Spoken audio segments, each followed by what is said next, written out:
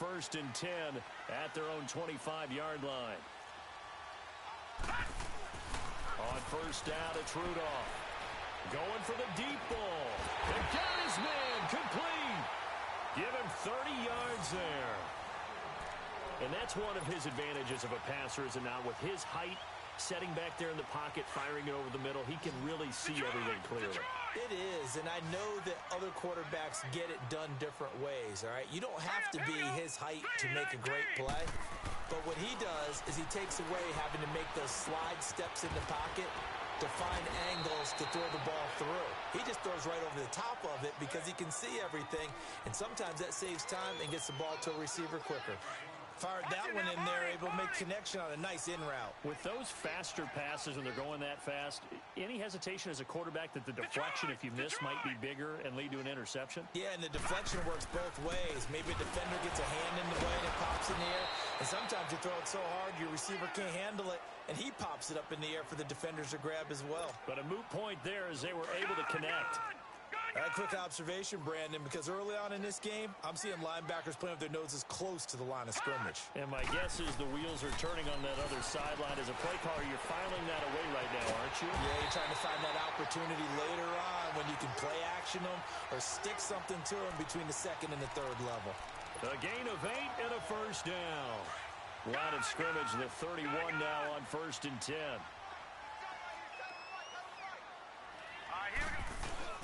Now a 1st down carry by Bell. And he'll get about 3 as he's brought down to the 28. One thing to keep in mind, partner, especially in the second half, when you've got a running back of this size, of these dimensions, I can just tell you, attrition does set in for a defense because you're excited about hitting him in the first half. Maybe not so much in the second half, and some of these shorter gains turn into bigger runs later. On 2nd down, here's Rudolph. And he's caught right at the 10-yard line. And down he goes, taking it inside the 10, just shy of the 5 at the 6. A good pickup there, a 22.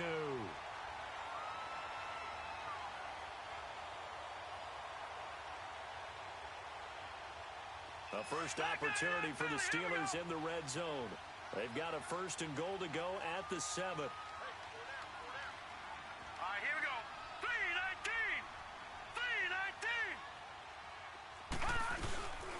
Now Bell. And he's going to take it in for a Steeler touchdown. Le'Veon Bell, his 6th touchdown of the season. And the Steelers are an extra point away from tying this thing up. I know we don't talk about it enough, but the intelligence level of the guys up front blocking, the offensive linemen, maybe the smartest guys in football overall. Add in a little bit of athleticism and a whole lot of toughness, you got a lot to deal with, don't you? That's why the guys in the backfield get them really nice Christmas gifts, right? If they're smart, they do.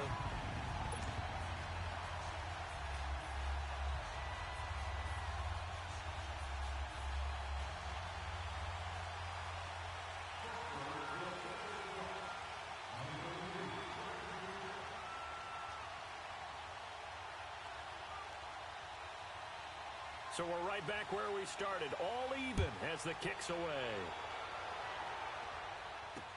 And the return man, Chris Moore. And he'll be brought down at the 23, make it the 24-yard line. Here comes the Raven offense now, ready for another possession. And it's only November, but the playoffs, we know how it works. They'll be here before you know it. If it ended today, they would be the #1 seed. And that's a great spot to be in, but I love the phrase, if it ended today. And I'll guarantee you, that's what they've discussed in their locker room, in their meeting rooms. Yeah, we know where we'd be if it ended today, but we also know it's not ending today. Right. So they've got to continue to play the type of ball that put them in the spot where they're #1 in their conference. Throwing on 1st down, it's Jackson. And the Steeler pressure too much here. He's going to go down. Brandon, if I'm an offensive coordinator and I see an all-out rush like that, I file it away because I'm going to use their aggressiveness against them as this game goes on. I'm going to hit them with a screen soon. So now 20 yards to go on 2nd down after the sack. Work to be done. From the gun, it's Jackson. And it's incomplete. Took a shot, couldn't connect. And Charles, got to like what this defense has been able to do these last couple of plays. Yeah, they get the sack on first down, then they force the incomplete pass. Now they're just a play away from getting the football right back, but it's a big play. They've got to hold up. An incomplete pass on that last play, and that means they'll need to come up with something here on third down. Hurry up, here we go. Green 39, green 39. Jackson from the shotgun. He uncorks it for Snead. Into heavy traffic, and it's intercepted. The safety, Terrell Edmonds, picks it. And a super return as he gets us all the way down inside the 25-yard line. If you combine last week and this week, he's got a hat trick going because he had 2 interceptions a week ago. He's seeing the ball so well and understanding where receivers are and positioning. I mean, just watching him work with such great technique and paying it off by actually catching the ball when he has a chance, he's helping his team in a huge way. Bell. And they'll work it inside the 15-yard line before it's all said and done. Give him 10 yards there, and about by the nose of the football, he's going to have a first down.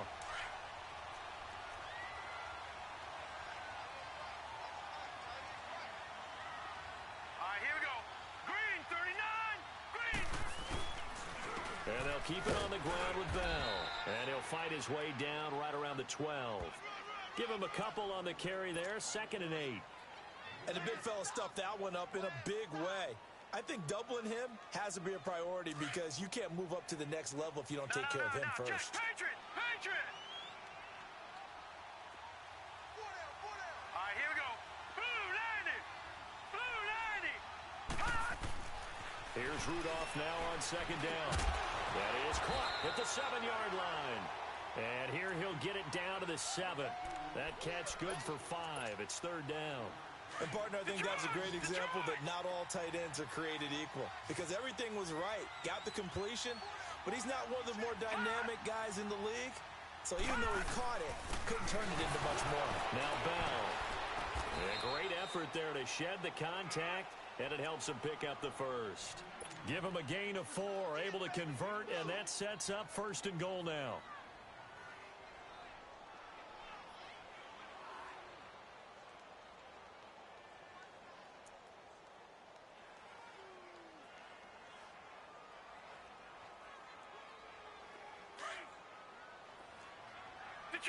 Detroit! They come out here in the eye. Philly, here we go.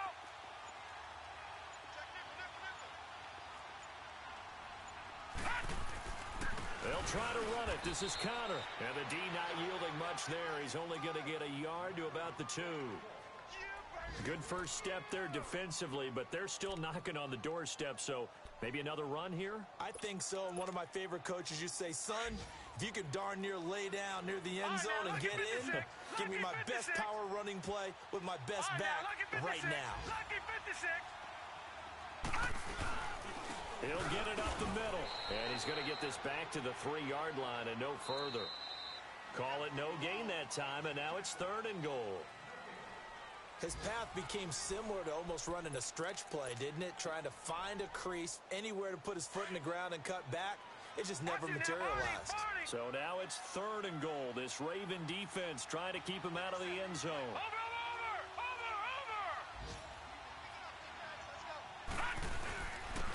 They run with Connor. And this one will wind up with him losing yardage. Back to the 4-yard line.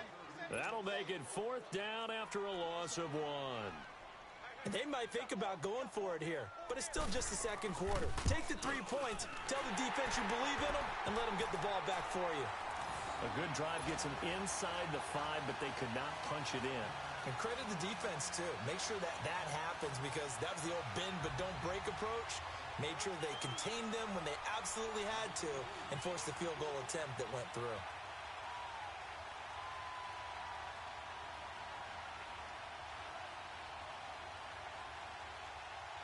Out is the kickoff unit as they run up and send this one away. And a fair catch signaled for and taken successfully. And now Baltimore gets set to take the field. A tale of two extremes already in this game. A touchdown pass on their opening drive, followed by an interception last time out. Now, it sounds like things balance out, right? What's that mythological thing that we do? If you have a candy bar, have a diet soda with it, and it balances it out. And we know that's not really true, right? Because the interception, that sting lingers a little bit longer. Got to come out now and put together some nice plays.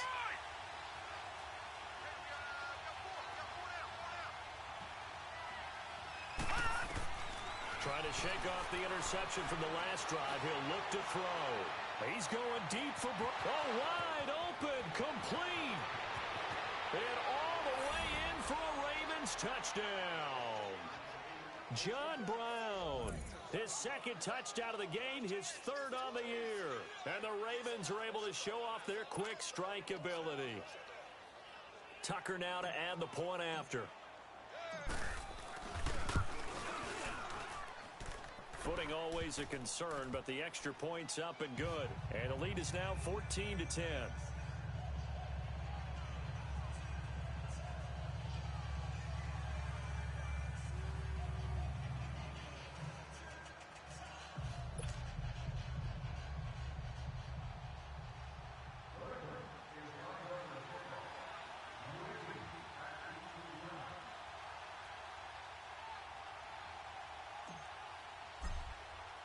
Here's Tucker now out to kick this one away. This is fielded at the goal line. And he'll take it up past the 25 to the 26-yard line. And Pittsburgh getting set to take the field. And, Charles, if the season ended today, and it's not going to, we still have December left. More football. We're only in November. But they would be a wild card team. And that's great. They'd be in the playoffs, but you know they're trying to bump up to be one of those division leaders. That guarantees you at least one home game in the playoffs, and that's what you're really seeking. But there also isn't much margin for error for this team, right? Because right where they're sitting, a two-game losing streak could have them out of the playoffs, so they've got to make sure they continue to keep the momentum going. Absolutely. There's some sharks smelling blood. Into a double team, and it's intercepted. Picked up by the USC man, Adoree Jackson. And his crew will take over with a football at the 35-yard line. Well, he's got to have that wrong, doesn't he? They declined that. There's no doubt about it. Sorry to step on you there, partner, but let's go ahead and run this one together, right? Incomplete pass. Yet they call pass interference, and somehow you're going to decline that penalty? I'm so confused.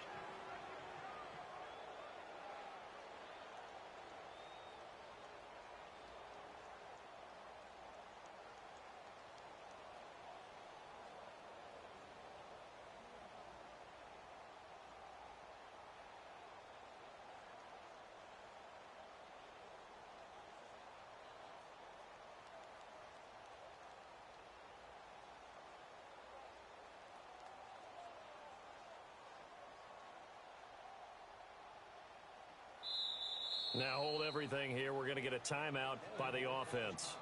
They'll have 2 remaining as we step aside here in this second quarter.